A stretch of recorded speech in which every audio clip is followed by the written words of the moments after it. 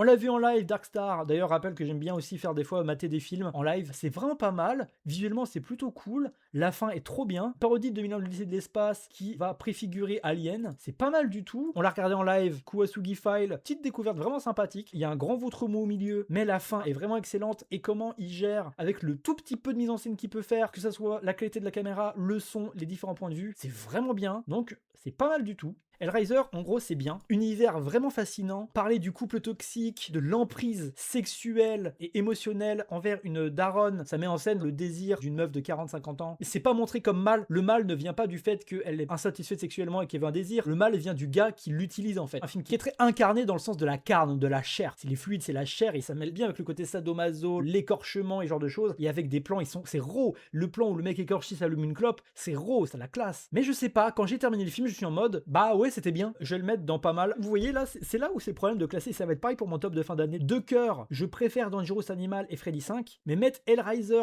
en dessous ces films-là, ça me fait chier en fait. Je vais assumer mes goûts, je préfère Dangerous Animals à Hellraiser, sachant que Dangerous Animals c'est vraiment un film moins intéressant que Hellraiser évidemment. L'Exorciste, je suis désolé de le dire, mais je trouve qu'il n'est pas à la hauteur de son aura. Le film est bien, il est vraiment beau, les scènes d'exorcisme sont vraiment cool, ça te ancre socialement le prêtre et la foi, c'est un prolo et tout ça, et la façon de s'habiller est totalement liée au fait qu'il travaille, qu'il en a marre et de son expérience personnelle, qu'il vit dans un trou paumé, sa mère elle est malade, il y croit plus quoi, et il fait son boulot comme s'il allait à l'usine le matin, et la violence des sévices que subit la petite fille, montrée en plein cadre comme ça, c'est super. Reste qu'à la fin, j'ai pas été si conquis que ça quoi. Faut le mettre dans le très bien, mais je le mets en bas de très bien. Scream parce que j'en ai parlé en long, en large, en travers, le live, le TikTok et la VOD, parmi laquelle je suis les plus content moi. La saga au complet, magnifique, surtout le rapport aux images, mais aussi la maestria technique de mise en scène. Le 1 reste le meilleur de la saga, le 1.